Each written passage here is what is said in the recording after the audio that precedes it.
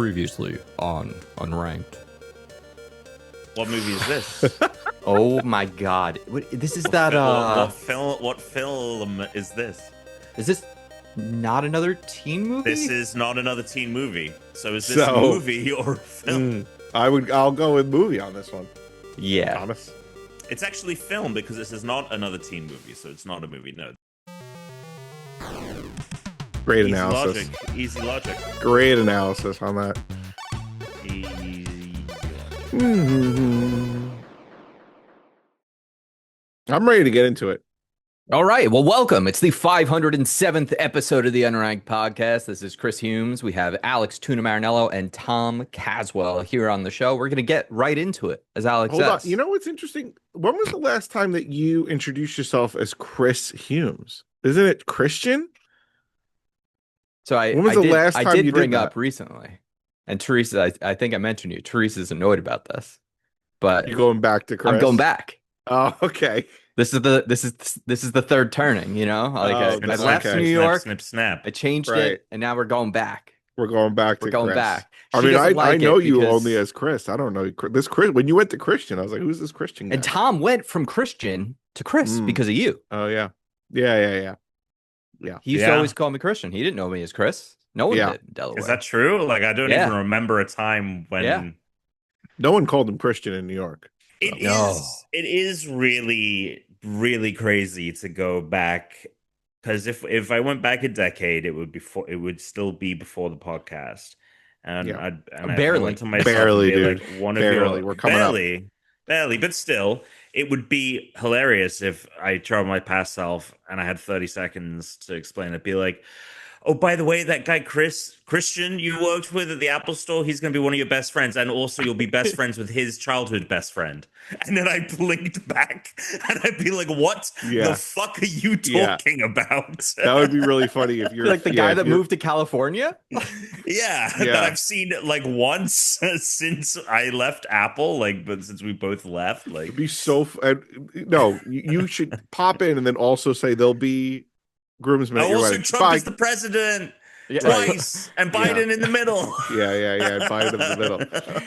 What's funny about that is, Oh. Tom, if you go back 10 years, right? You're leading into We're You're leading leading in. into He it. you know, was on- he was 2016 on is the- going to be the election. This So Yeah, you're you're- just like, Dude, you're You're like, going wait, into it. This You're like, this how? time 10 years ago, we were having we Pokemon were having Go. like regional meetups for my friend. I first learned about Bernie through a friend who would have regional, like they would host like Skype hangs, Bernie I guess, Ra- at the yeah. time Mm, at people's houses.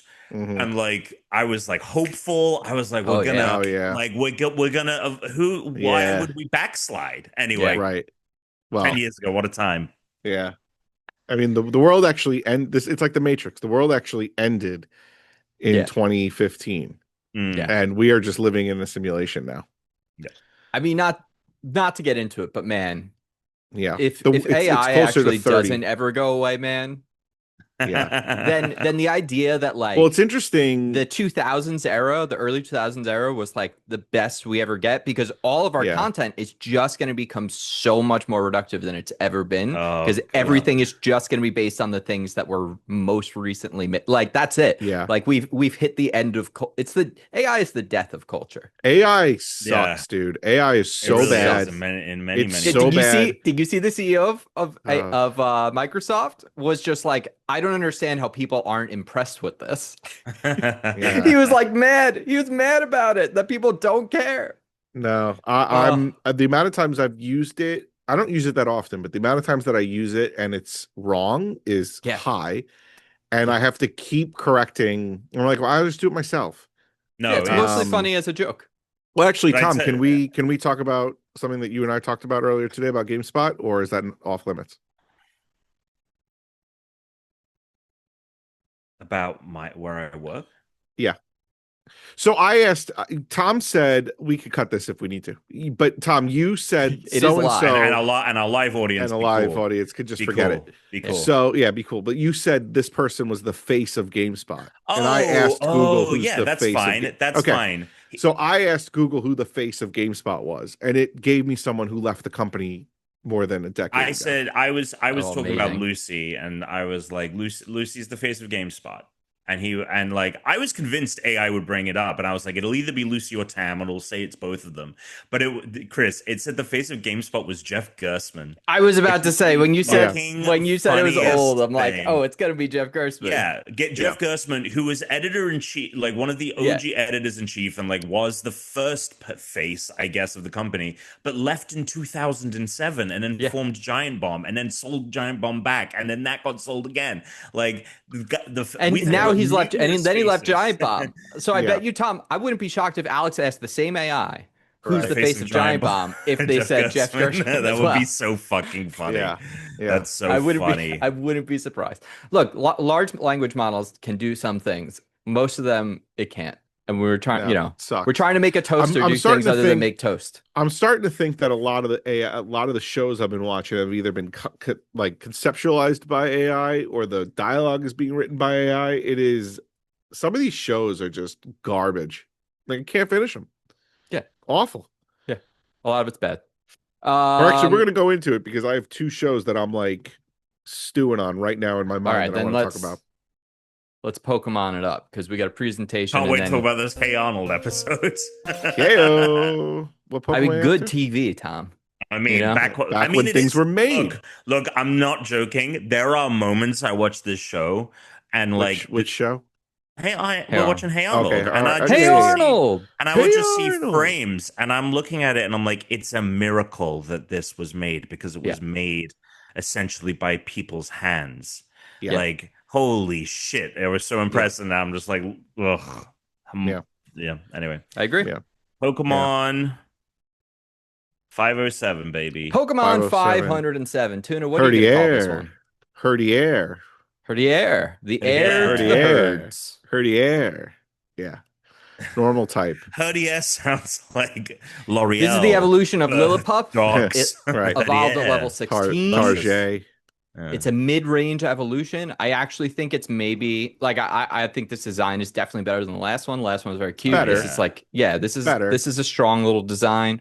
Still could just be a cartoon dog. I was just gonna say it's a dog wearing a cape. Yeah, I mean I'm glad they at least went with like the blue color so that it's not but that being said, it is still very dog. Herdier is a light brown canine Pokemon with a short snout. Its face has long cream fur, which forms a mustache and three-pointed crest. Its ears are large and perked. It has a black nose. It has shaggy, dark blue fur covering its body and a short tail. This hard, thick fur serves to protect Herdier from attacks. It has 4 short legs with 3-toed paws. Each paw is a dark blue paw pad. Yeah, it's mostly just a dog. It's a cool, dog. Cute dog, but yeah. What's amazing is it like its basic or level, whatever, basic level. What am I trying to say? I don't know. No idea. Oh, yeah. Lillipup, just like Lillipup. Base. The base. Thank you, Jesus. Could not think of the word base to save my life.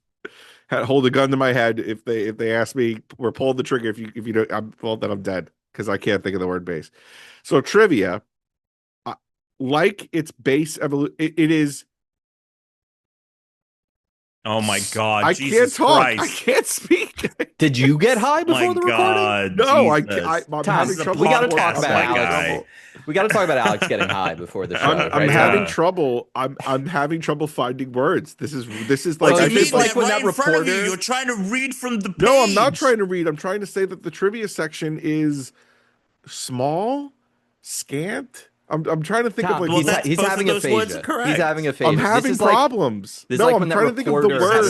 Scant is good. It is. I know scant trivia. It is, but I'm trying to think of like a better word. Like what is it where it's like minimal? No, but like scant is good. Scant is fine. good. Scant is good. Fine. Trivia. Herdier is. I don't even know if I'm going to say this person's name right. Mana Ibe. Mana Ibe. Mana Ibe's favorite Pokemon, and I had to click her name. She's a graphic designer who has worked for the Pokemon trading card game and video game series. Now I'm thinking we got to be scraping the bottom of the barrel for her to pop up as the only trivia. It's the only trivia, and it just says and she designed it. So that's I mean, cheating. look, I'm happy for her that she was able to put a cape on a dog. So Herdier is based on I'm glad she was able Were you thinking sparse? Sparse is good. Sparse is Meager? good. No, I definitely wasn't in the M's. I Okay. wasn't in the M's. I was Sparse. definitely thinking of an S word. Yeah, probably sparse though. Sparse, I think, might have been the word my brain was searching for. Anyway, so Herdier Say. may be a combination of herding dog and terrier. Ooh. Terrier. So, terrier. Terrier. Terrier. Um. Anyway, Yeah, All right. this is a talking show. Shiny, Tuna. shiny I know, pop, but I'm having trouble poke, talking. I'm having trouble speaking. slight palette swap. We go from blue to gray, slightly lighter color standard like for our brown to like Yeah, tan. fine. I'm gonna give you its Pokedex entry, and then we're gonna put it on a list and be done talking about this Pokemon. Mm. Black 2, White 2. This very loyal Pokemon helps trainers, and it also takes care of other Pokemon. It's a dog. This is a Yeah. dog-ass dog. This may be the most dog-ass dog Pokemon in Pokemon. You saying it looks just like a dog makes me think like it would be fun to, not for us to do, but for one to do a thing where it's like you got to name the, like, what's the most bird-looking bird Pokemon? What's the most Pidgey. Yeah, Tom, this is actually good. We should do like a ranking of the most No, we don't need to basic do a animal ranking. Pokemon. lookable? I don't know if we need to do a rank. We just do a competition. We nominate, and then we vote. Well, but then that's what the ranking is. It's ranked choice voting, right? So then we'll end up with a It's we'll end ranked up with a choice 10. voting. Yeah, we'll end up with a 10. Okay, Top 10. fine. Well, there might not be 10 of birds and cats. No. and dogs. I'm saying No. You go in. No, I don't like this. I like the Tom idea of what's the most bird-looking bird Pokemon. no, I understand that. I'm saying you do that, but you also get the Yeah. most dog-looking dog, most cat-looking cat. Yeah. We pick them, Yeah, and then you want to rank those. and then I want to rank those Okay. amongst so you want to do a double the rank. one that double rank, You want Okay. to do a double ranking. All right, double fine. ranking. All right, let's put it on the list. Yeah, I mean that stuff is good for when we're like, for instance, I mean next week we already have a thing we can do, but we're gonna pre-record for Thanksgiving, so Oh shit! You're right. I gotta actually. I gotta do the challenge early. yeah, we're gonna have to do the challenge early. You're gonna need to find some time this weekend or something to do it. Mhm, All mhm. right, let's. Where's this going on the list? Just right above the last one. Yeah, that's fine. It's uninspired. Mana, whatever her name is, didn't. Yeah, I mean She it's was better pressed than for time. Lillipup. It is, but she Which was is clearly rare pressed for for mid. time. They were like, "We Yeah. need a Pokemon. We need it based on a dog," and she was Yep. like, "I got it for you." You're not wrong. Real quick. I agree. Real quick, I'm going to, because you guys are like freezing for me. I'm going to leave the call and come back. I don't know why I'm having this. Okay, Okay, buddy. we'll hang tight. Hang 10. We'll slack it. Mm.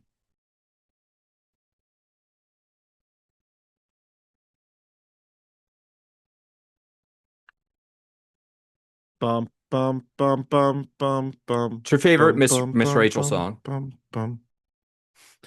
I think Avery's was Icky Sticky Icky Bubblegum. Okay, yeah, that's the most suggestive song. Or the other one that she really liked was like, I'm so happy, clap. I'm so Dude, happy. some of these songs clap, that I had clap. never heard I'm so- before, Yeah. I did not like, and now Yeah, well, they grow on you. It's really Mr. annoying. Sun totally It's stuck in really- my head. it's I'm really singing it annoying. right now. It's really annoying. It gets Here really comes annoying. the sun. No. No, Not Here Comes the Sun. not It's- I know. that song, Tom. I know, but No. it just was what inspired. And by the way, like, the husband's not in it. He's using the puppet. That's what they should have always done. oh, this The is puppet's good. Rachel. Yeah. The pup Herbie's good. Herbie's good. Oh, I don't know his name yet. I'm It's Herbie. still a novice. I'm The still a orange, novice the at orange this. puppet name is Herbie. She's only watched the songs for littles. That's the only one I Okay, put the on. She songs for can have littles, it. so she She can have doesn't it get into once during the Yeah. day. That's it. Yeah. Then she's also allowed to sometimes watch Allowed. like Gundam Wing Gundam Wing. because I've been rewatching Gundam Wing. because I remember one time I just watched was, Gundam 00. She watched some of that. Yeah. I was watching I think it was around the same age that well, maybe a little bit younger. but I was watching the Hawkeye show. Oh, I think it was okay. around Christmas time when she had just been That's a born. good one. No, but she freaked.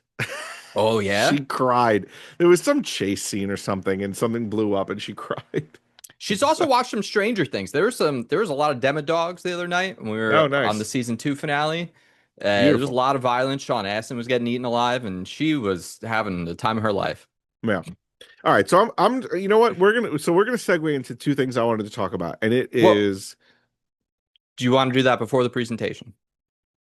sorta Okay, then go for just it. fresh. It's gonna be quick. Yeah. No, So then go. if listeners remember, we were talking about Chris and me were watching the Lazarus Project.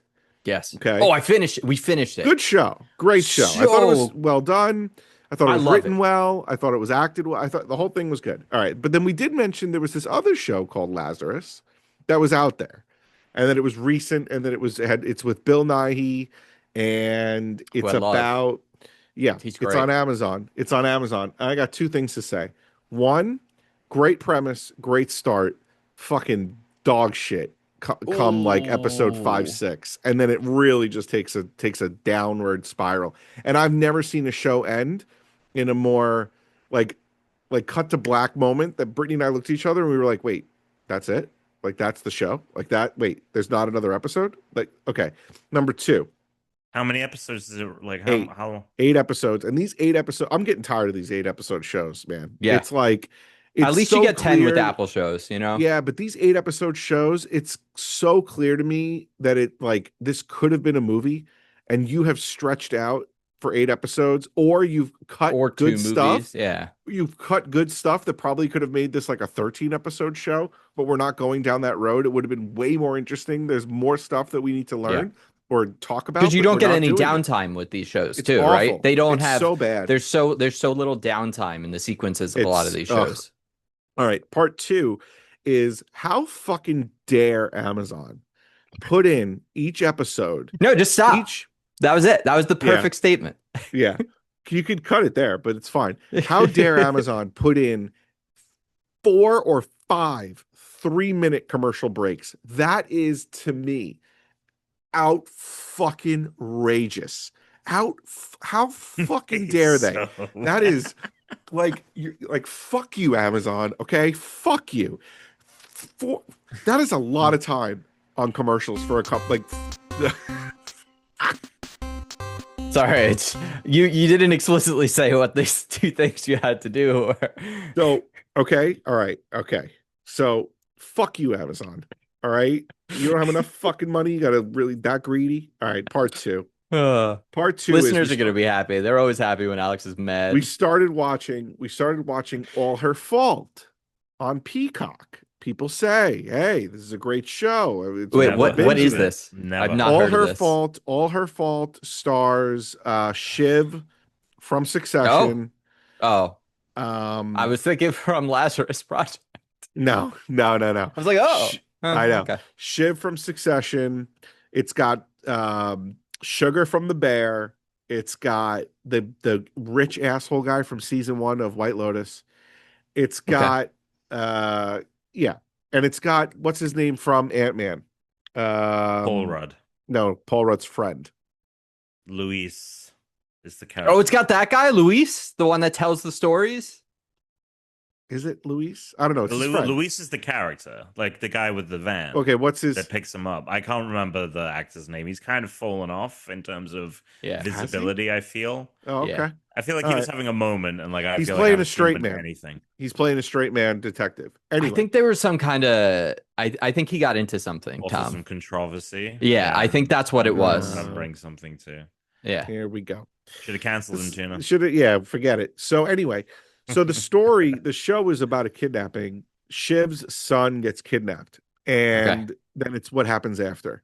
But we are being like some of these scenes. Like I'm just thinking to myself, like, did someone actually write this, or did AI write this? Because this dialogue is just dog shit, and I'm not impressed. It's another 8 episode show. We're kind of like slow playing it to get there. We're 2 episodes away. And I'm like, there's a lot going on here. How is 2 episodes going to wrap all this shit up? And like, I will say though, Peacock a few commercial breaks, only a minute long. So they're doing it. They're doing it right. They're not doing the Amazon 3-minute bullshit. Yeah. So, turn that on its head. Okay, anti-complaint. Taskmaster still banging on all cylinders. Yeah. Still going strong. Still I would say this was that's a lesser fucking, season. Yeah, but like that's mostly also because they're not in that they comparison weren't. to the previous season was like one of the best.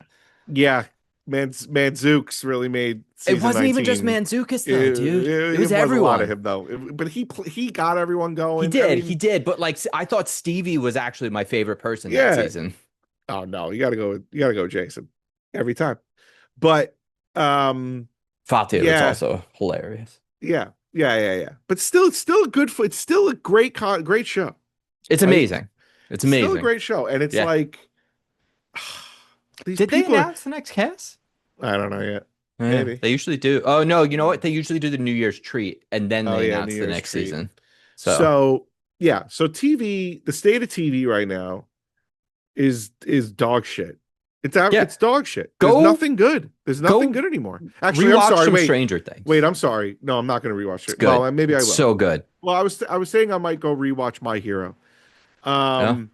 So because Solo Leveling, I didn't realize how there's only 26 episodes. And there's only 2 seasons right now. Yeah. There's only 2 seasons, 13 episodes each, and I'm kind of like, on the show. It's good. It's not like I'm not like blown away like I was with Attack on Titan or My Hero. No, there's no deep story. It is just watching a guy do cool shit. That's the whole show. It's basically watching, like, if you wished you could be in the video game, it's that is what it is. Grinding the video game. You go, you grind, you get over leveled, and then you just stomp all of your enemies. And that's what this like. It's a weird show, but it is entertaining. Yeah, but it's not like I'm not like Attack on Titan or My Hero, like getting amped. And then the last thing I'll say, you're not watching it right now, but Pluribus though. Yeah. That show. But that's Vince Gill. I mean, that's Vinny G. That's him. You gotta, That's also Apple. Apple's been pretty good with their stuff. Tom said you don't bet against Vinny G. You don't bet against him. Yeah. Speaking of which, For All Mankind, season 5 not out yet, but they have started season 6 production. Mankind. Oh, they have. Okay. And the creators said for a long time that they had a 7-season story. So the fact that we're getting season 6, I'm like, oh, just do it. I gotta be honest with you. Just give them the money, whatever it is. Let them finish the whole thing. I want to see the whole story they have. Same. For All Mankind is a really fun show. There's one storyline that we've definitely brought up before. That is the killer. It's so unhinged, dude. It's such a stupid storyline. I wish it wasn't in it. And it's only like half of one season. It is. It's only in there for a little bit, but like this show is great. It's amazing. All Mankind is a great show to just turn on, chill. Filled with so many great actors I'd never seen before. Yeah. All right, Tom, you can get. I'm sorry. Yeah, we have. We have a special presentation. I was just really fucking pissed especially about the Amazon and the commercials. That was really just getting me. Yeah, there's some real red meat for the listeners today, Tom. Yeah.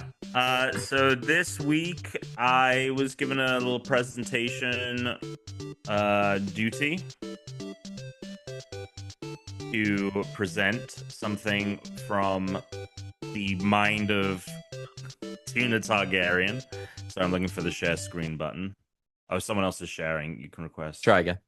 So I was asked by Tuna to do a presentation, and I got very excited about getting to chat about it. So we are going to talk about how to play Magic the Gathering. This is amazing. So it was really funny, Chris, because it was like only hours after Tuna had asked me to do this that you were like, so if I were to pick up these avatar cards, where would I start? I just ordered. Okay, good. The avatar cards. Oh, well, we're about to get into God. it here. We're about to get into it here. So, how to play Magic the Gathering? Okay. So you guys are essentially two wizards fighting each other, drawing energy from the land. Wait, that's actually what the story. That's actually what it is. the setting of the game, the narrative structure. I think it's important to know. Why does there look like there's something wrong because with it's both your of these eyes. characters?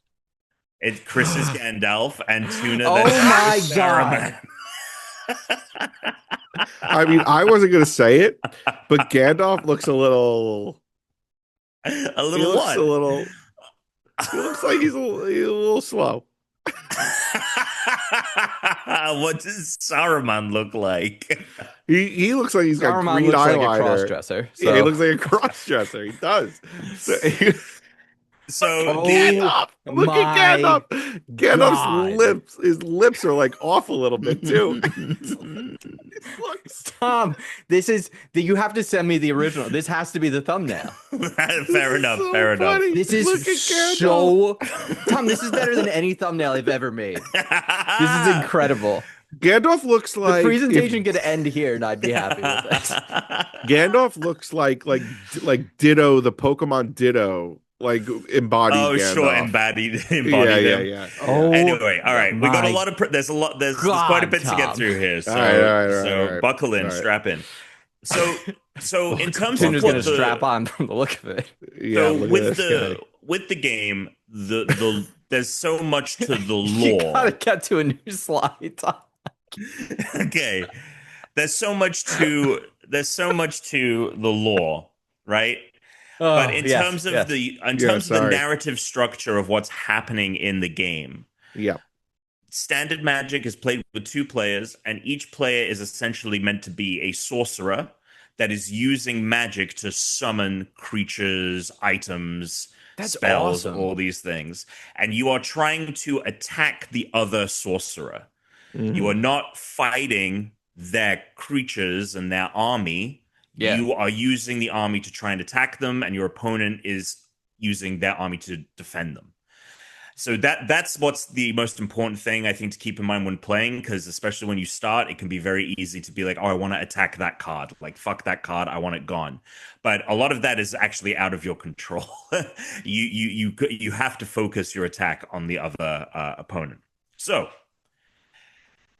the rules we're about to explain are for standard Magic. This is how you would learn if you were playing on Magic Arena. This is the most normal way to play Magic. You learn this, and then any other version is a spin-off of this, essentially. 20 life count is the starting life count for each player. It can go above that. There is no limit on how much life you can have. So there may be ways to play where you can gain life. You can go over the 20, but this is where you start. It's like Yu-Gi-Oh! Was like 2000. There we go. The goal being to reduce your opponent's life to 0, and that's how you win a game of Magic. A deck in standard Magic is built somewhere between 40 and 60 cards. If you're buying like one of the beginner packs, it's like a locked 40, right? 40 is pretty common, but you can kind of go up to 60. You can go beyond that, but you don't really want more cards than that because you've got to build synergies. So this is like the sweet spot area, right? Of how many cards you would want. And then when you play, you have a hand with 7 cards in it, and you're pulling a card every turn and adding to that. The thing is, you need 7 cards by the end of your turn. If during your turn you have more, that's fine, but you just have to have 7 by the end. If not, you have to discard a card. So these are the basic concepts here. Okay. There are 2 primary card types. They are lands and spells. Lands are the cards that you play to gain mana, and spells are the cards you cast with the mana. Spells mean literally anything that isn't a land card. So again, think of yourself as a wizard. When you're conjuring a creature, you're casting a spell. When you're throwing a fireball, which would be a sorcery card, right, which is like a direct spell, that's a spell. When you bring a magical artifact, you're summoning it, so that is also a spell. Spell refers to everything that isn't a land. There are 2 land card types. The first is a basic land. There are 5 lands in Magic to correspond with the 5 colors. You have mountains, which are red, islands, which are blue, plains, which are white, swamps, black, forest, green. A basic land is just that land type, mountain for red here as an example. It gives you 1 mana of that color. It doesn't do anything else. And then the other example is non-basic. So I have an example from the Avatar set here. This land this is Kyoshi Village. It is a land card. It enters tapped, which we'll get into tapping, but basically that means that it cannot be played until it's untapped, which would probably happen the beginning of your next turn. But here, if you tap it, which is that arrow symbol, if you can see that, if you tap it, you can use it for either green or white. So that's the trick of this card. And then underneath that, you also have the option, the 4 there corresponds to 4 mana. And in this case, 4 mana of any color, you could spend that. You could tap it, and you could sacrifice this land to draw another card. So that is the other land type. Basically, you have basic, which is just 1 color, and then you have lands that do all kinds of shit. Multicolor, they can add health, they can do all this stuff. So those are the 2 lands. Now, there are 5 main spell card types. The primary one you're going to see is a creature card. This is Aang here. He is a creature. You can see actually under the picture, it says legendary creature. Legendary creatures typically refer to let me summon this legendary creature. It's a 10-year-old boy. Yes, it does. It literally creatures are anything that do damage, like can attack or be used as a blocker. Hence if you look in the bottom right hand corner, it has numbers 3/2. If a card has that, it's a creature card. Aang is a legendary creature. Legendary creatures refer to like hero characters. So like a Kyoshi warrior, for example, would just be a regular creature, but Suki would be a legendary creature because she's a hero character. When you're playing, you can have up to 4 in standard Magic. You can have up to 4 copies of any card in your deck. But when you're playing them, legendary creatures, there can only be 1 of that card on your side of the battlefield at any point. That being said, there are multiple Aang cards. There's Avatar Aang. In fact, I think each of the main characters has 1 card for each season. So like this would be season 1 Aang, and they change and what they do kind of mirrors their journey through the story. And it's too bad that new Avatar where he's older is coming out before this card set. I mean, they'll do more cards. Oh, okay. They've done that. They've done that What before. Wait, I wouldn't be. What are you talking about? There's a new series coming out? Oh, yeah. Movie. They got a movie. They got a movie with them all as older by the studio. Yes. Yeah. Oh, and they're making Tuna. They're making 3 movies, and they're making a new season of the show. Did you know? With the OG2 creators. OG. Paramount. All right. Oh, you didn't know this? Or no, I didn't know this. He definitely knew this. You must have forgot. They formed Avatar Studios. Like, it's a big bet Paramount is making that they can make this a franchise. So we'll see. Anyway, back to the cards. So they got to change their streaming service. The thing sucks.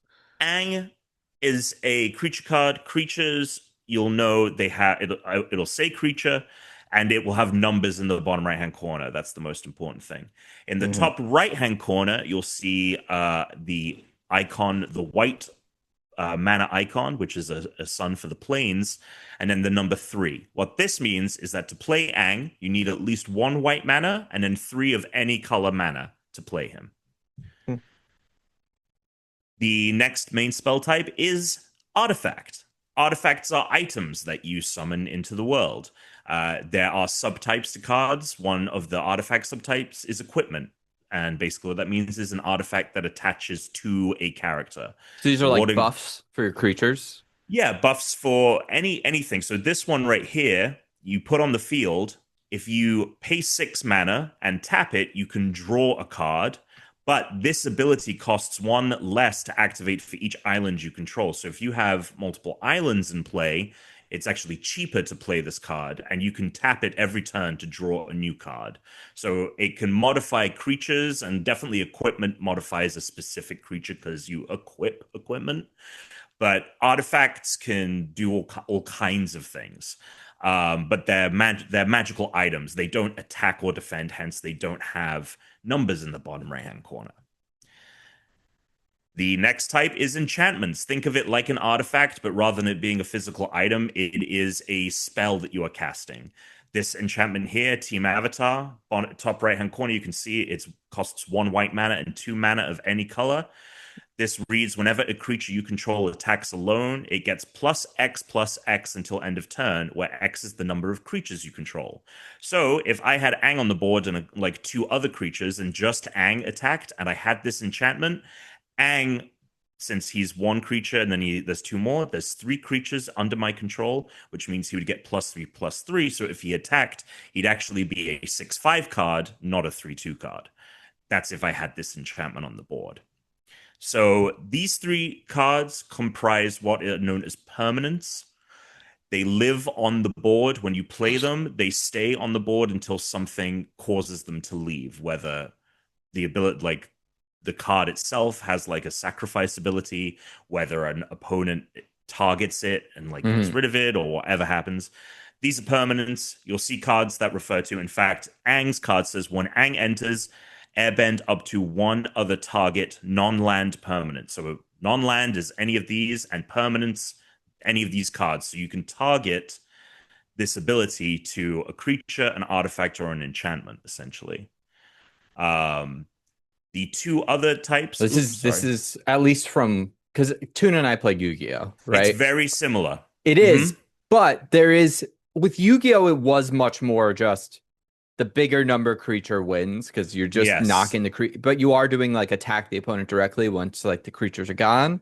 But this seems different. This is like, oh, you've got creatures, but you're gonna like keep them out maybe longer. You're gonna like be like attaching things to them. You're gonna there is a ton of strategy when you are playing on how to actually best play creatures based on your deck, and there's a million different ways to play. It's interesting. It's part of why it's such a fun game, is because like literally the other day I was at the pre-release for one of these. I had a really, really powerful team, but I was like missing an element that like I was like, I don't want to risk putting this person out here. We'll get more to like how the game actually plays, but there's so much strategy to it, and like one card that can seem one way with simple modifications could be completely different.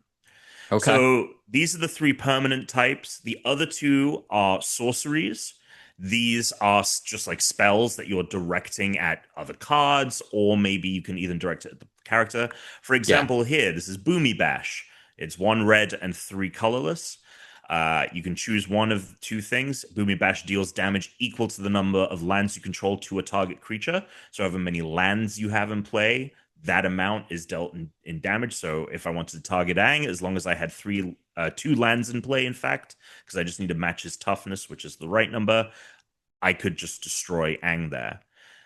Or the other option is destroy target land, creature, or non-basic land. So you have one of 2 options here with the sorcery. Sorceries. God, the art on these cards is so good. So, dude, it's phenomenal. It's all original stuff too. It's so good. And then the final main spell card type is an instant. The thing about instants, they can be played at any point in the game, as long so that means you can even play them on someone else's turn as long as you have the mana to spend. These are the sneaky cards, the cards you don't expect. Part of the reason why you might want to save your mana and not play that creature is because you have an instant and you're worried like you're going to get targeted and you want to protect yourself. This instant here, target creature gets +2/+2 and gains reach until end of turn. If you were to attack me with a flying creature that was, of a certain amount, reach is the way to block flying. Ang, for example, if you read the first thing on his card, it says he's flying. Flying creatures cannot be blocked except by other flying creatures or creatures with reach. So if you were like, Tom doesn't have any flying creatures, let me send this bird at him, and I could be like, oh, I have an instant, it gives my card reach, and it increases its power. So suddenly now that threat is a thing, and I can play that on your kind of like turn. Flying type advantages in Pokemon as well for things like certain moves don't hit them. Like, yeah, there's all kinds of sneaky ways to get around a bunch of different things. But so these 2 are non-permanents because when you play them, they do their thing and then they leave the board. So like if you see a reference to a permanent or non-permanent, the 3 on the right, the 3 on the left, permanent. Sorcery's instance, non-permanent. Got it. There are additional card types. We're not going to get into them because you're very unlikely to run into them like in your Great. first couple of games. Planeswalkers being the big one, which are the like in-universe heroes who can travel the multiverse and stuff. They operate completely differently. The fun thing with Planeswalkers as well is you can actually target them. They are, instead of you having to target the other player, Planeswalkers are targetable. And then there's a battle card. I've never seen them. Apparently, it's a very new card. It's in a very few sets. It has its own rules. I've never messed with it. You're very unlikely to run into Got it. Into those. Cool. All right. So let's talk about the 5 colors of Magic. We've already Let's talked talk about them, it. but there are 5 colors. White, blue, black, red, and green. White being planes. White, primarily, you're going to get a lot of flying cards, and you're going to get a lot of cards that like do healing. For example, there's an ability called Lifelink. If a creature has Lifelink, when they deal damage, you get that amount of damage as health. A lot of Lifelink cards in white. Blue, Island. Blue is the sneaky subterfuge, a lot of instants, a lot of like machinations and yeah, like playing cards off your turn. It is the sneaky cunning color. Black is swamp. Black has a lot to do with you want more cards in your graveyard because maybe you have a card that can allow you to pull from the graveyard. You can sap health and things. It's all about like whittling away at health and also like using your graveyard to your advantage. Red, mountains, it's the aggressive one. This is the one that you pick when you want to put a bunch of things on the field and just like do as much front facing damage as possible. And then green is forest, and really this tends to deal with getting more mana on the board. So a lot of green cards will allow you to increase your mana pool. So when you're building a deck, you can actually do a lot of things. If you're playing standard Magic, you're most likely playing with 2 colors. One color is an option for sure. You're not likely to do more than 2. In Commander, where you have 100 cards, 3-color decks are way more prevalent. And you can even do 4 or 5. There are scenarios in which all of that makes sense. But in standard Magic, usually 2 colors, sometimes 1, very often not anything other than that. And all of the colors can work with each other. Like, there's a lot of different ways to build decks. Okay. So in Magic, there are 5 phases on your turn. The first phase is upkeep. This is when you just are kind of getting everything ready. You have a main phase when you're playing cards. You have a combat phase where you're, choosing who you're attacking and such. There's another main phase after that, so you can play more cards after combat. And then there's the end step, which is just wrapping everything up. Great. Okay, tapping. This is a very important mechanic. Already alluded to it. Basically, you tap. When you tap a card, you're usually doing an action, such as gaining mana from a land, and it means. How are you tracking how much like mana and stuff you have? Is it visible, or do you have to actually write things down? No. You are doing it by like. You are not writing anything down, and you are tapping, which means that if, like, for example, if you've got a bunch of lands in front of you and you're saying, I'm tapping these cards, you turn them to the side. Got it. So you put them on their side, you're tapping them for the thing. So, like, if you want to use mana from a land, you have to tap the card. If you are attacking with a creature, that creature becomes tapped, unless it has Vigilance, which is an ability that allows a creature to attack and not tap. So some cards obviously can circumvent the tapping, but unless it has Vigilance or you're modifying it in another way, the attacking creature taps. Got it. An opponent card can force you to tap. You might have a thing that's like, tap, I have an instant, I want to tap your creature, you're about to attack me, I can tap you. Or you have a sorcery on your turn. Maybe someone has like a really powerful thing that's going to block anything very easily. You could just be like, I tap, you don't have anything defending you, I can attack you, and you've got nothing to block. And then, sorry. And then the last thing is cards that have abilities that have that arrow symbol. There are abilities on even creatures might have an ability that allows you to tap the card to use the ability instead of, if you didn't want to use them to attack. Any card that has that symbol, what that just means is you have to tap to do that ability. That ability might have a mana cost, it might not, but if you see that symbol, you have to tap the card to do the thing. All right. During your upkeep, so at the start of your turn, you are untapping any tapped cards. So that's the thing, is when you tap a card. Oh, they're reusable. Oh, yeah. Yeah, your Okay. lands and stuff. I thought this was because it sounded more like a trap card, Tuna, at first. Do you know what I mean? I just find like it in interesting Yu-Gi-Oh, that- you have the trap card, like you put it down and then you can activate it later, kind of like a magic card.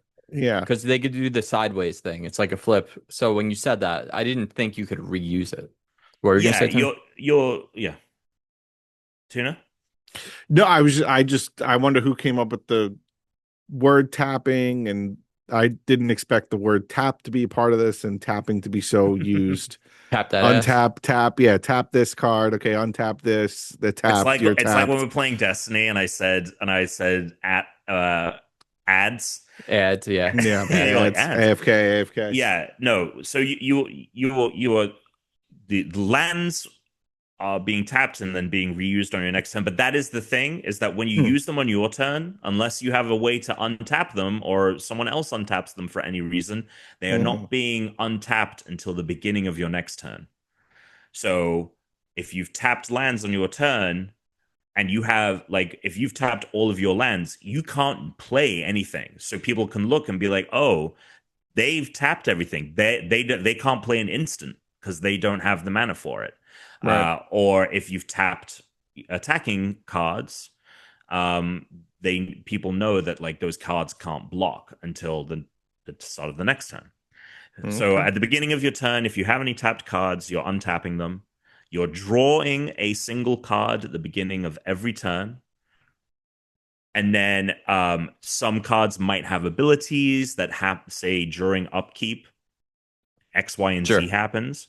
And so that would be the other thing that happens. But that's basically it. You untap tap cards and you draw a card.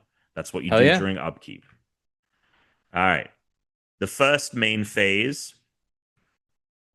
The first thing you're doing is, if you have it, you play a land. A single land. It can be a basic land, a non-basic land, whatever one you want. You are generally just playing the one on a turn. So in theory, as long as you have them in your hand, you're gaining at least one mana every turn. You can gain additional mana through other cards. Some lands offer twice the amount of mana. Maybe if you take one damage, you can tap it for twice as much. Like it doesn't necessarily mean you're only getting one mana per turn. Likewise, you might not have a land to play, so you might not get an additional one per turn. So you're playing a land if you have one, and then you're playing any spells that you want to play with the amount of mana that you have available. So on your first turn, you're likely just going to have one, because you just played a basic land, most likely. But as you go, you have a larger mana pool, and you can do whatever the fuck you want as long as you can pay the mana for it. All right. After the main phase, first main phase, you have the combat phase. What happens during combat? Player chooses attackers. Any creatures that they have on the board, you are choosing, I want to attack with these creatures. Sure. My Blue Eyes White Dragon is attacking Tuna's Dark Magician. Right. Exactly. Opponent picks blockers. So this is where it's important. You are choosing to attack your opponent, and then your opponent gets to decide, A, do those attackers get blocked? And B, if they do, which cards are blocking which cards? So you have no say in like, oh, it would be great if they blocked with this, like, I want to attack this card with this to that card because their power is better than their toughness or whatever. It's up to the blocker, like, where that gets doled out.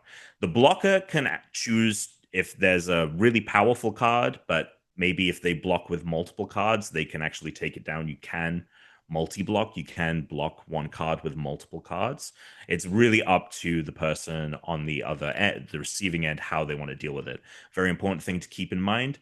life is as much of a resource in Magic as anything else. It doesn't matter if you win with 20 or if you win with 1. You are being strategic about, like, maybe you do want to take the hit because maybe you don't want to. If you were to block with that one card, it would destroy that card, and you need that card's ability for the thing you're trying to set up. And you're like, I think I can take the hit for a turn. So there's a lot of strategy in figuring out when you want to block and when you don't. And then once the attacker has picked their attackers, and once the blocker has picked the opponent has picked their blockers, then you do the math on the damage being dealt, and you figure out, okay, this card does it to this, And it you dies. just use like pen and paper. No, you're doing the math in the head. It never gets more complicated than that. Okay. Yeah. Just saying, you got to write down how many life points you have, you know? People usually use a D20 dice, and there's apps and stuff that keep track of it. Oh, they'll just turn the die to Yes. That's to funny. whatever the number is. Now, granted, That's that doesn't funny. really help you if you go beyond 20, but I mean, people tend to just put their phone out, and there's tons of number trackers. I mean, you can do it by hand if you want. So I'm sure that's how they used to do it. Yeah, probably. Back in the day. So how damage is dealt? Right here we have Aang and the Zuko card. Aang is a 3-2, and Zuko is a 4-3 by the numbers in the corner. The left number is power. The right number is toughness.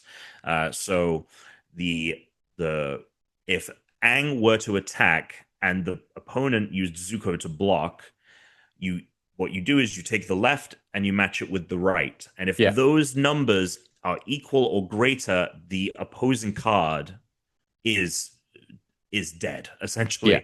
So like Aang could actually kill Zuko here because he only needs 3 power, because Zuko's toughness because he's 3. the avatar.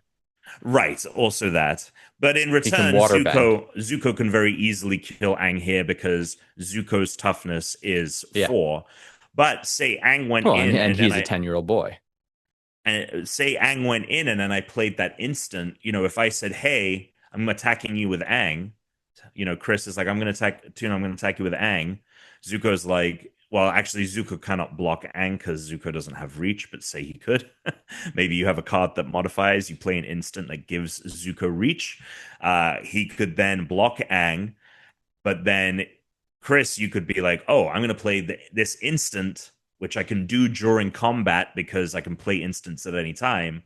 That instant gives me +2/+2. Now Aang is a 5/4 card, which actually I guess wouldn't help here because you would need more than 4 because Zuko can do 4 damage.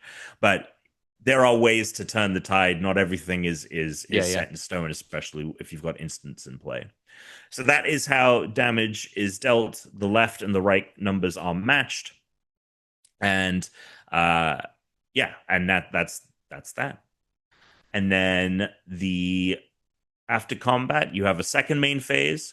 You can play a land if you haven't yet. There might be a reason why you've saved a land. Maybe you had a card that had an ability that allowed you to draw a card, and you pulled a land. Now is the time you could play it if you in the middle of it. And then you also have cards. You can also play more cards if you want or can. Like if you have the mana, you can decide maybe combat didn't go the way you thought, and there were instances that you were going to play. Maybe you lost an important card on the battlefield, and you're like, I was saving this mana for maybe an instant on the other turn, but I really need a blocker out there. Let me put this creature out. There's tons of reasons why you would want to save things or change things up after combat. Also, cards with effects such as if damage was dealt this turn, put a +1/+1 counter on this card. You would need to have done the damage already, which means combat would have needed, so that card is better used for the second main phase. So then the second main phase, there's no combat after that. It just is second main phase, and then it is the end step. And in the end step, it's the end of your turn, unless maybe you have a card that says on your end step do this. Like some cards will say on your end step draw an additional card, and you get to pull another card at the end. But otherwise, you're just ending after that. So sometimes you'll actually, a lot of turns, especially in the beginning, will be upkeep. You play your in your first phase, you play a land, you play a spell card, you attack, and then you're done because you're not playing more cards or lands, and you're not you don't have anything in your end step. So just to go back to these cards real quick before we wrap, that's how you play Magic. That's 75% of the things you need to know to play Magic. Okay. All that really stems from here is like understanding, because it's all just about like what the cards say they can do, right? So it's just about learning the different things like flying, knowing that means only flying creatures or creatures with reach can block it. Life, there's a bunch of terms. Trample is a term for when if a card has trample, it means that if a card blocks that card, if the toughness doesn't match, if it doesn't block all of the damage, that damage still goes through to the player. There's haste. Something I failed to mention is that all of these cards would have something called summoning sickness, which means that What? on your first turn when you play a card will have summoning sickness, which means that you can't use it until the next turn. Okay. Now that only Yeah, applies. teleporting, you need a little Pepto. It's not easy. Yeah, you're just You need like an interdimensional matter. You need an interdimensional matter transporter. That's what you need. We do.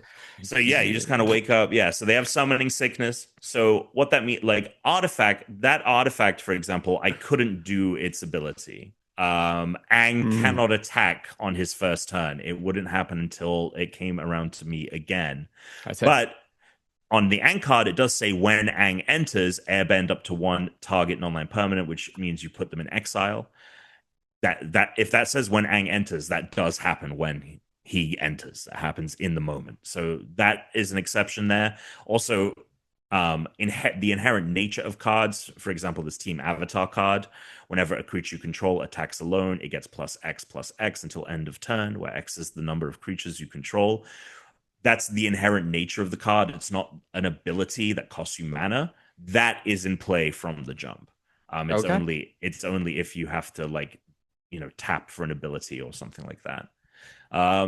Yeah, that's how you play Magic. The goal is to fucking hit 20, get the other person to 20. Yeah, knock them down. But yeah, and then Commander is basically that with more cards and slightly additional rules, and all the other versions are just kind of remixes of this, and that's how you play Magic. Well, Tuna, you want to know how to play Magic? Yeah, Tom, what year was Magic released?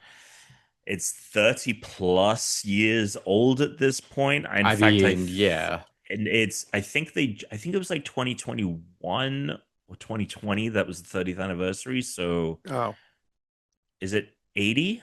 No, 90? No. 1990? What is it? 1993. 93. It was 2 years. Wow, I'm surprised that it's actually not older. I thought this was a game from the 80s because it was Dungeons and Dragons at the time. My brother Kurt had Magic, Tuna. Yeah. So to me, Magic had been around. Yeah. Yeah. So I'm surprised that it's actually not older. I would have thought it was the 80s. Yeah, same. I'm excited. I understand how to play it now. That's great. That rules. I have some news. So do you know what tomorrow is? The 21st. That's right. Yeah. Do you know what that is, Tom? He doesn't. What? He doesn't know. He doesn't fucking care. Know. What? He doesn't fucking care. He doesn't give a shit. He doesn't care. This motherfucker. I've received an early birthday present. Oh, Chris's birthday. Gotcha. It was also not just my birthday, but it was Life Day recently. And on Life Day, isn't it also the birthday of Smash or something? Didn't Smash come out on the 24th? Or Zelda came out? Something came out on the 21st. Ocarina of Time. Okay. I received, Tom, on Life Day last week. Oh, God. It was actually at the start of this week. They put out a brand new lightsaber. Tom, they fucking did it. Is that they made the Stranger's lightsaber. Awesome. Yeah, just like the show. It's very cool. It's actually gotten easier every time I've done it. It has a brand new locking mechanism so that it's not like a screw on. It has like a lock so that it will click in place and it's not loose when you move it around. Sure. This thing is look how small the Shoto blade thing is on it. Dude, I can't believe I'm back on my shit. I've got a new lightsaber. I can't believe I'm back on my shit. Back on my shit. I was shocked when we got the Soul Saber, dude, and especially because it does the color changing. But like, I never like they kind of buried the show, but now Mm. It's very Pretty cool. cool. Yeah, pretty cool. Nope. In other news, also Other- interestingly, the sound when it's connected, when you just have the one blade, is different than when they're Oh, separated. sure. Because it's using both crystals is the idea, and it has this like because they all actually have their own unique tones. Some of the original ones all sound the same because they do in the movies, but like otherwise the hilts all kind of have their own unique tones. This one has like the like deepest sound I've ever heard for any lightsaber. It's like very cool. It probably won't be picked up. I'll try and get it going. What were you gonna say, Tuna? I was going to say that November 21st is actually a banger day in terms of video game releases. Oh, dude, I think it's part of why I'm so into video games because for so much of my life, not only would I get a video game on my birthday, but it was often one of the best video games of all time. So I'm going to give you some highlights. Mike Tyson's Punch-Out, Super Mario World, Legend of Zelda Link to the Past, Sonic the Hedgehog 2, Diddy Kong Racing, Donkey Kong Country 2, Diddy Kong's Quest, The Legend of Zelda Ocarina of Time, Pokemon Gold and Silver, Super Smash Bros. Melee, Pokemon Ruby and Sapphire, Pokemon Coliseum. You've named a couple of my favorite video games of all time, by the way, which I also got on release for my birthday. Like, yeah, Super Smash Brothers for Wii U, Super Mario 3D World. There's also consoles. Some of the consoles released on my birthday. Donkey Kong It's because Returns. it's the week before Thanksgiving. Yeah, it's right before Black Friday. Yeah. Super Mario 64. Kirby DS. Air Riders is launching on the 21st. Kirby Air Riders. Yeah, there you go. I mean, it's a banger day for Spider-Man, Nintendo 64. Poppin' Music, Disney Tunes also appears on this list. SpongeBob SquarePants, Revenge of the Flying Dutchman. All right, well, now Poppin' Music 7 also was released. Now we're in speaking the of dregs. speaking of games, what has everyone been playing? So one last comment, just because Tom, the only thing heavier than this is the Cal Kestis, and it's close. This is so fucking heavy. This Oh, really? That's so funny. yeah, it's real. This is look. I don't care if you don't like the new stuff when it comes to Star Wars. If there's one thing they got right in these new Star Wars things that Disney's made, they've come out with some of the coolest fucking lightsabers of all time. This is one of the absolute coolest lightsabers they've ever come up with. All right. What have we been playing? Well, Tom, I started up Clair Obscur Expedition 33, and I'm so glad I did. I'm so disappointed that it came out at the same time as Blueprints, because I remember you telling me some of the story beats of this stuff and explaining why it was cool. But at the time, like, it was also like, I'm just not playing this game. I'm playing Blueprints. You know, I put over 100 hours into that game. I wasn't going to go play a JRPG after that. I'm so happy. When it started, there was definitely a moment where I was like, am I really going to play this whole game? And then like the first initial story sequence happened, and I was like, well, damn. That was like, I knew what the story was, but I wasn't thinking that was about to happen. Yeah. Okay. And then I got a little bit of like the gameplay, and then another story sequence happens, and I'm like, fuck.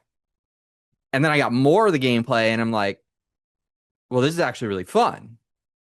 Man, if Pokemon makes me go back to doing fucking turn-based battles, they have to make it more interesting, because this turn-based battling is at least fun, because I'm like, I get the active part, I get to shoot at like the hit point things and the what. This game, I'm about 3 hours into it. I haven't put it in a lot of time yet. I just started a couple days ago. I'm gonna play a lot probably over this next week, over Thanksgiving. I have a lot of free time, especially at work. I'm gonna play a lot of this game because I do need to beat it before Metroid comes out. It's immense. I know I mentioned it in the Discord. Noah also recently just went back to it, and he's playing it. So yeah, I want to finish it before we start picking end of year, because it's like it's definitely on the list, but like I feel like I need to finish this story through to kind of know where it's going to fall. So yeah, I want to finish it up, and I'm much closer to the end than I thought I was. Um, and yeah, I think it's a what's really interesting is this is the embodiment of, because it's not a polished game. You'll see in a lot of like cutscenes and later on, and like the way in which you traverse is just very basic. But it is like, man, does it really nail the things it needs to nail? On top of having incredible voice acting, the music is unbelievable. It looks beautiful. Story's really good. And then, yeah, like the core gameplay is just really solid. But it is like a testament, I think, to this kind of middle ground of like, you can have a game feel as powerful, if not more powerful, than any AAA without it needing to be the scope and size and budget of a AAA game. And yeah, I mean, it's the most awarded game in Game Awards history. I think there's a really good chance by the time it's over that it will undoubtedly be like rotation top 10 kind of thing for me, or top 20 for sure. Yeah, I think it's really good, and I'm really glad you're resonating with it in Yeah. these early hours. It was the like one big game from this year that like I know Death Stranding's there and I'm just not. It's a really long game, so I'm just not gonna do it. I'll watch the anime that's gonna come out. I'll check that out. But I'm not gonna play Death Stranding. I also But wouldn't this play I the could second. play. I would not play that second game if you hadn't played the first one. It's definitely not a game to just. Oh, that's interesting because I mean I think so long as you know about the first one, it would Yeah, I mean, probably be fine. you can just know the story, but you can't go in without doing at least a little homework. Sure, um, I've heard and watched some stuff about the original. I feel like I could because from what I understand, the second one is a lot game wise, a lot more forgiving and fun, especially because you oh can yeah, just you play it don't. like a shooter and shit if you want to. Yeah, it's. Um, I mean, I really like the gameplay of the first one. I think it's really unique and like there's a lot of fun to be had. But yeah, yeah, it's yeah. I mean, look, that's I'm not the game of the first one is why I didn't play it. right.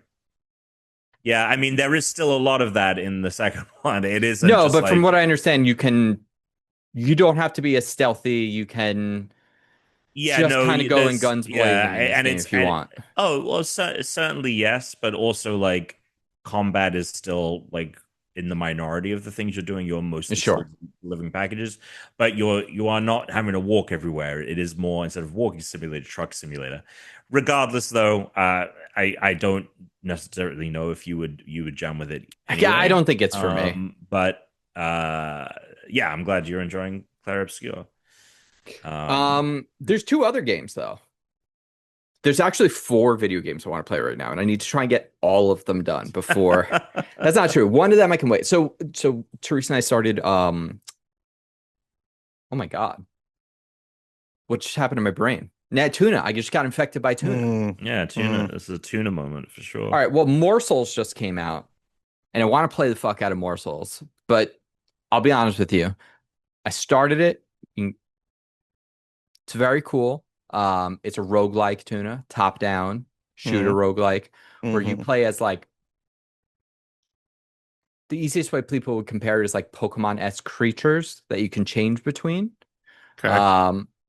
But it is a roguelike, so you're just going to start over and over, and you're going to get new creatures each time. You can hot swap between them. They have different abilities and shoot it. Clair Obscur is going to take precedence over this. The game looks so cool that I was like, couldn't help myself. I was like, oh, I'll put it on my Switch. I got to play this. Like, I can get it on my Steam Deck, like whichever, Very cool. The other game, The Secrets of Blackrock Manor, just came out. I told Tuna about this. Secrets, the seance. Oh, is it the Seance? Yeah. Yeah, Oh, wait, it's the Seance of what? you got it right. Blake Manor. I think you said No, black though. I said the wrong thing. I was He's looking not up. actually playing the same game. No. I was just trying to look up how long it is. So I haven't started this game yet. So that's why. Oh, how long to beat? Ooh, 15 hours. Ooh. The other one that I was Ooh. looking at by accident was actually a lot shorter. So I was going to say I was going to play it over the weekend. I'm going to wait. I'm going to play this after Metroid because I want to play Clair Obscur, and I'm doing I have morsels on the side, but what's that superhero episodic? Oh, Dispatch. Thank you. I want to play this before the end of the year. Also, a quick one. I think there's only there's only 8 episodes, which Tuna hates, but it is a video game, so it's different. Well, they're also Um, like short. they're 45 minutes. They're short. It's They're very like short. Yeah. so we're rewatching Stranger Things, and I have quite a lot of what I think are going to be slam dunk. Like, so at least one of these is like going to be a slam dunk theory as to what's happening because I just think these guys have a lot of ideas as to what they wanted to do at the end. They probably didn't plan it from the start necessarily because that's just not how the writing process works. But they left so many hints or openings to things that they set up that like I'm like, oh, this is going to be relevant. This is going to be really important. This is like we just finished season 2, and I'm like, number 8's got to come back. Like I know people really derided that episode where she meets Oh, I like 8. that one. I liked it too, but I think people hated like the alt punk kids and stuff. Like whatever. Um, I'm like, Tom, they're playing. You're right. They're playing Dungeons and Dragons. You need to roll a 20 to beat Vecna, right? You've got 11.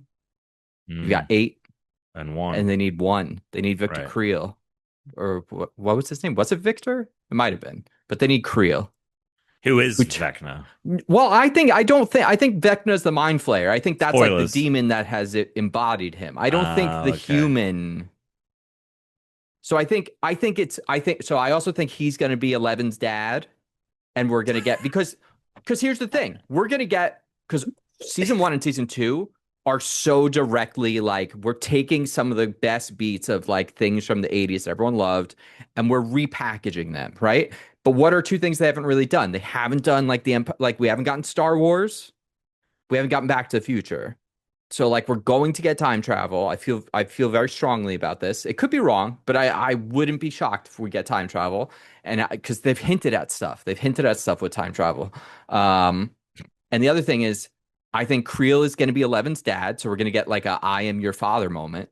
But then you've got to turn him because if you get 1, 11, and 8 together, you have your D20, and then you can beat Vecna.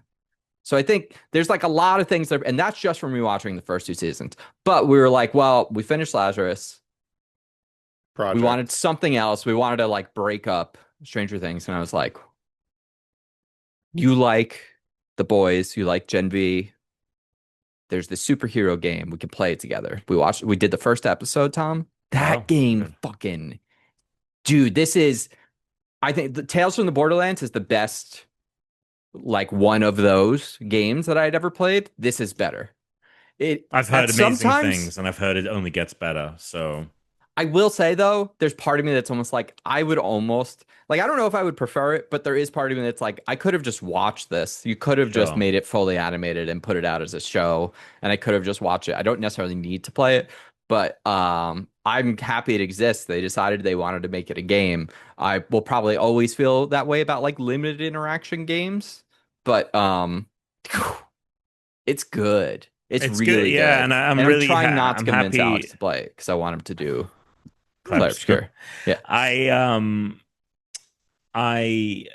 I'm really glad that it seems to be doing very well for them. They sold 2 million copies of the game. It turns out, very small team. This is a bunch of the old Telltale people. Yep. It seems to have been a big success. It's got Aaron Paul. I'm really looking forward to playing it. So yeah, there you go. So that's me for games. Tuna, I know, is still playing Pokemon, which is now going to make me go and play Pokemon. I'm mad about it. Yeah, so I did everything in Pokemon except one thing. Wait, do you have a living dex? I don't know if I really care about the living dex. Okay. All right. You're gonna make me care about the living you dex. Don't have to. You don't have to. You don't. I mean, I'm not going to push it. It would be easy for me. It would be easy for me to get it, though. I would just have to spend a couple more hours in it. But I've done everything in the game except one thing, and Mabel's research can go fuck itself. So to get the last shiny charm, the last thing you get for 50 levels of research in the game, you get a shiny charm, which makes shinies appear, I think, 4 times more likely than if you don't have it. So, or it reduces it by whatever. Yeah. So, I think it's like 1 in 4,000. It goes down to 1 in 1,000 encounters. Anyway, Which in this game is actually you will run yeah, into them then for right. You see sure. Pokemon a lot, so you'll Yeah. run into shinies. So the last task, and you have to do it. There's no way around it. You have to win 1,000 Pokemon battles. And by the end of the game, you're around, if you just do the game and you do most of the side missions, you're around like 300 something. If you go post game, you're going to be around 500 something. If you go a little bit further in the post game, you're going to be at like 700 something. So to get to 1,000 is going to be a grind. But Wait, and I so do you told have Chris, Floette? yes, Okay, so you got the because I got Floette and I'm around 750 or something. I can't remember. right, I know I'm under 800. yeah. So I've got 200 something more battles to do, and I told Chris, I was like, "Fuck this! I'm not doing it. Like this is ridiculous. I'm Yeah, not going to do I 1,000 was battles. That's going to be agreeing with it's you. going to be I was like, I'll hours. just wait till the DLC. Yeah, wait till the DLC. But then today, I don't know. I picked it up, started battling, and I was like, all right, let's just do it. So we're getting closer. We're getting closer to the goal. And as soon as I do that, I'm done. Besides this Are all your living Pokemon at level depths. 100 at least on your team? Yeah. Yeah. So you're able to just blow. I mean, I'm like able to just now, go. once I beat like the 6th or 7th It still round of the takes. Infinite Royale, I was Yeah. at 100 on everyone, so I could just blow like when the It still takes nighttime battles between come, the you get like 30 yeah. plus matches You can done. get right. Yeah. So you can get like yeah, 30 plus, sometimes 40 plus. You got to be rich too. Oh, I've got millions and millions of dollars. Yeah. Yeah. So Yeah. I'm loaded in that game. I could Loaded. never use up my money in that game. No, it's over. I'm the game's broken. So that's what's going on here in my life. Hell yeah. And I then I'll love turn it. to Claire. But I'll probably do I it. I'll love probably it. finish it up. I think that's great. I'm glad that you enjoyed it as much as you did. The fact that you like 100% it, you caught all the Pokemon, you did the Floette. Because honestly, the only thing that's really missing from this game is the like, oh, I want to be in the open world, right? Like I don't want to just be, and I also want new Pokemon, right? Like those are the only two things Yeah, that but I this game also, is like I missing. said the last time, yeah, those are the two like big things. The other thing is, like I said last week, which was I would like to see other people fighting. I'd like to see a more vibrant, like city that was actually doing things that wasn't I don't know just if we'll ever people see other standing people around. fighting, but it would be cool. It I would be cool if agree. I'm walking by the stadium and I can't walk in there or something, and there's Yeah. just people having a Pokemon Yeah, battle. yeah. No, I agree. It would be cool to see, even if they just have it in a couple areas, like if it's Oh, and totally then scripted, there but was this one part yeah. too where what's her name? Not to spoil, well, someone gets to a certain rank, and I'm like, well, how the fuck did you do that? Like when was that happening? Like Sure. what when the Yeah, fuck yeah. were you doing that? Like, because Yeah. I've been battling top I people. know, I Who the know. fuck are you battling? Battling you. So I yeah, mean, the Pokemon unbelievable. world is sort of the perfect They play distillation of very fast socialism, and right, loose with Alex? that. Fast and What? loose. It's socialist? Go on. It's the perfect distillation of everyone's concerns with socialism, right? You're like, oh, we have the free healthcare, but like no one's incentivized to work. So that's why like Mm, most of the Pokemon trainers are like, oh, my Pokemon's what, like level 16? That's good. Like you're not right. gonna run into many It's good people that are enough. gonna be like strong. Or people that are like, yeah, I've got two Pokemon on my team. That's good Yeah, enough. yeah, I'm that's good. good. You know what? I'm gonna have a team of all grass type. I'm not gonna diversify. And hey, if I run into somebody with a Yeah, fire type, yeah. oh, damn. So be it. Like, whoops, I shouldn't have, well, I specialize in, that's my favorite thing now. I specialize in this type of electric Pokemon. I'm Bug like, catcher. are you fucking serious? Like, You're like, cool, I have a Charizard, yeah, so so that's A done. level 100 Charizard. Yeah, so that's done. Train up, get good, bud. I randomly came across an alpha Charmander tuna. So Alpha now Char. I'm like, oh, do I go and just level this up to 100 and Oh replace my yeah, Charizard with it I just to got have? the 100%. I randomly in zone. Actually, I'm not gonna say where it was, but I got a Alpha Dragonite, and I put that all the way up to 100. I also have an Alpha Dragonite, but he's Yeah. not on my team anymore. I replaced him with the legendary. No, Dragonite's still on my team. Yeah, He's got that extreme speed. It's a good. he does have It's a good extreme move. speed. It's a He good does move. have extreme It's a good speed. move. It's a good move. Um, Anyway. man, I had other stuff to talk about. I don't really know what matters. It's Nothing matters. we don't need to talk about the Game Awards, do we, Tom? Well, In it's terms over. of nominees and such. Yeah, should we just quick? Want to do a Well, quick? we can just go Let's do do a the breeze. top level. Yeah, let's do a top level breeze. Let's do some news, level breeze. There was one news story I want to tell Alex about because Oh boy. I want to get his reaction on it. But other than that, I feel like let's talk about Game Awards and we'll get out of here. Okay. Well, I mean, there's a couple of bits of news. But yeah, Game Awards nominees are out. The top. Let's see here, nominees. I know Claire Uh, Obscure's on there. Hollow Knight yeah, Silk Song is on there. Hades Yeah. 2. Death Hollow Knight- Stranding 2? Death Stranding 2, Kingdom Come Deliverance 2, and one more. It's bullshit. Okay. Blueprints isn't on this list, but I Blueprints understand why. Claire didn't make the Obscure, list? DS2, Donkey Kong Bonanza, Hades 2, Hollow Knight Silk Song, Kingdom Come Deliverance 2 are the 6 Game of the Year picks. Mm. Blueprints is in like best indie, but the thing is technically technically Claire Obscure is also an indie game, so it is also in the best independent game. Oh, that's as well. that game should not be in there. Well, this is They the need a big thing. different they need a different way to recognize what they're trying to do. Yeah, because it's also the best debut indie game. I mean, this is the thing with the Claire Obscure is it gets in so many categories because it is an independent studio. It's gonna be a big sweep. They also are 3 of the 5 performance nominees. Wow. Sorry, 3 of the 6 performance nominees are from Claire Obscure. I mean, so far it's a very cool video game. They also just kind of like, well, you know what? That's actually a spoiler, so we'll refrain from saying anything. Okay, there. all right. So yeah, I Tom mean, was like, 3 beep, beep, beep, beep. 3 of the 3 of the 12 are just performance category alone.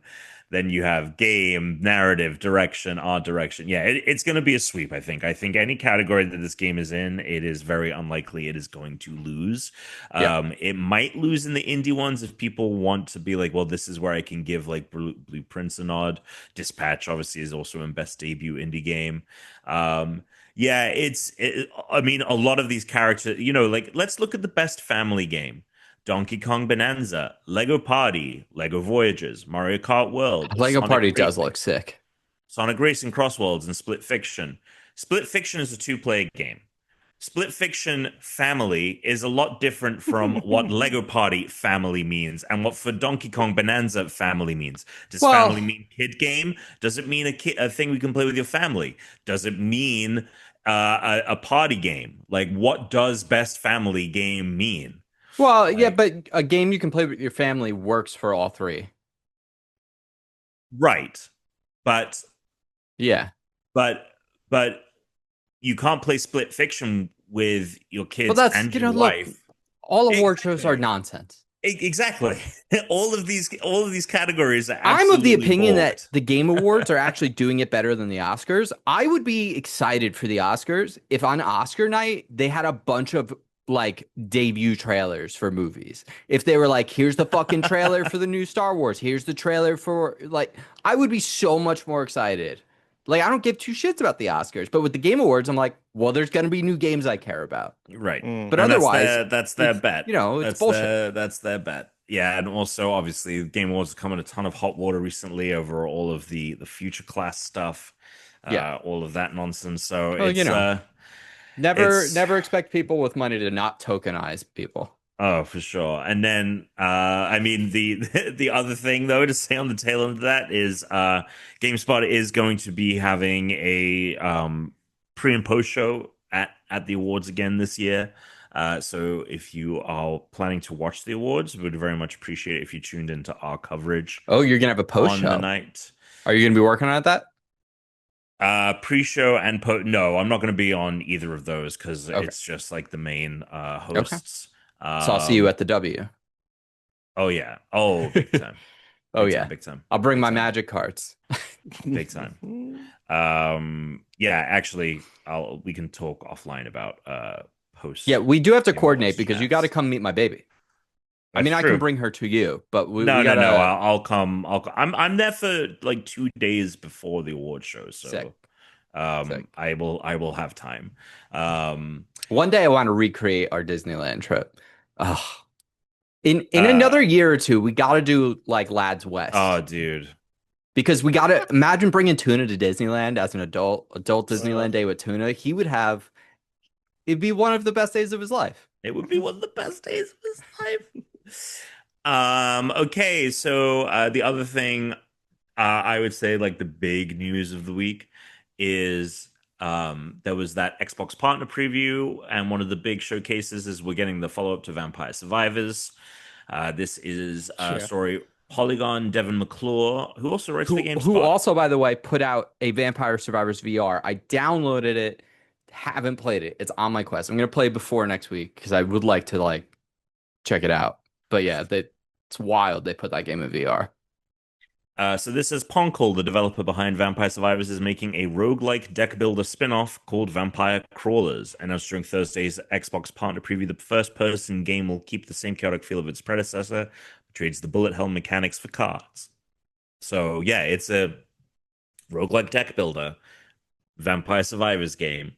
Um, Actually looks really interesting. This interests me way more. I was never drawn to the conceit of Vampire Survivors, so it never got its hooks in me. This looks uh, a little bit more up my alley. But I mean, this is a big deal. If you like Vampire Survivors, as millions of people do, um, there you go, a sequel, a spin-off, Yeah, a thing. it looks cool. Looks very cool. So yeah, that's kind of the big news for the week. We're waiting to see by this. If you're listening now, and by listening now, I mean if you're listening to the over the weekend, Ubisoft may or may not have been bought out entirely. If you thought that had already happened, that's because it has been this new cycle of Ubisoft on the brink of death has been in the news for forever. It seems like there may actually have been a sale on the table. Will it be Saudi Arabia or will it be Tencent? Find out next week on the Unranked podcast. All right, there is one other piece of information, Tom, because I'll have to give Alex a little bit of information about this first so he knows. But Tuna, as our resident lawyer, Mhm. there's a company called Mhm. Crafton. They make a Oh, video game called Subnaut. Tom, interject and add yes. information you think I'm missing, or if I get anything incorrect. Well, they didn't make Subnautica. They bought the developers of Subnautica. Like Well, Subnautica was they already would a be thing. putting the game out though. The second one, Subnautica 2. Right. Yes, That's correct. so they would be putting out Subnautica 2. Hmm. With a lot of these video games, Alex, the devs, the people that actually work on the games, often have like bonuses tied to like the release of games. And Mhm. supposedly there is a lawsuit that is going to be out. Supposedly, Mm.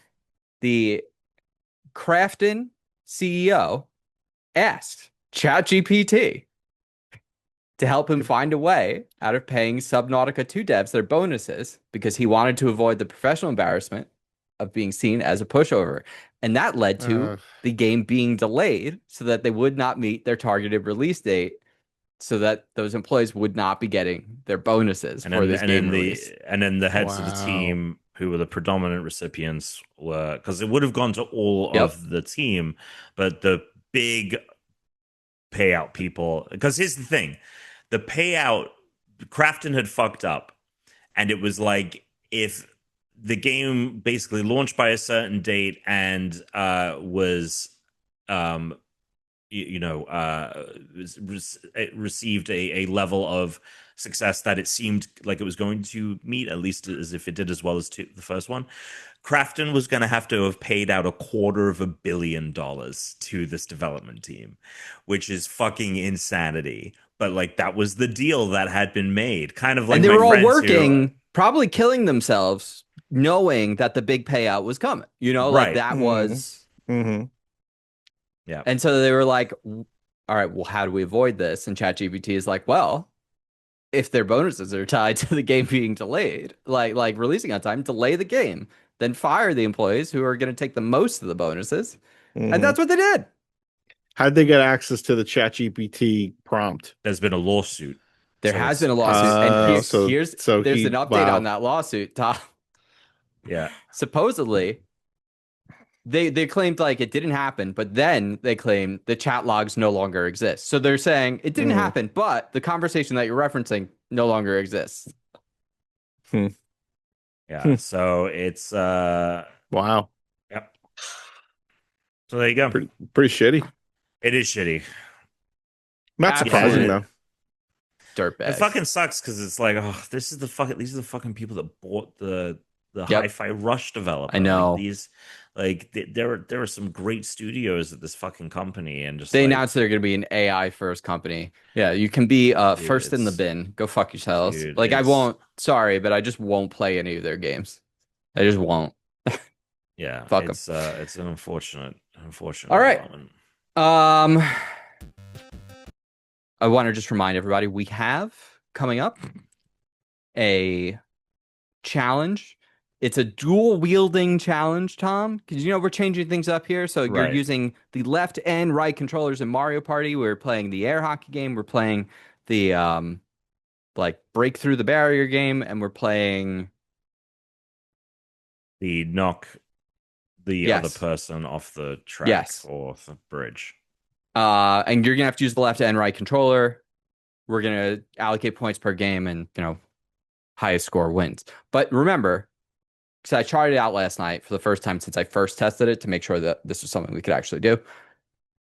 You have to, there's a little bit of strategy here because the one that isn't time-based where you're like climbing, the other two where it's score-based, you're going to lose points for every time your opponent scores. So it's like, are you trying to just score as many points as possible, or are you just going to play like heavily defensive? Like you kind of have to figure out how you want to position this. Just So I look forward to it. But we're going to be recording early next week. I don't know when, but we'll have to figure that out. And probably, I mean, originally, we'll see, but originally the idea was this will, like with pre-records, we'll do the next generation of Pokemon ranking, which would be Gen 2. So we might be doing that next week for Thursday, like for the episode. So we'll see. But not entirely. But Alex, what else? I mean, you just recapped everything that we needed to recap. So Well, that's Magic what's the coming up. Gathering.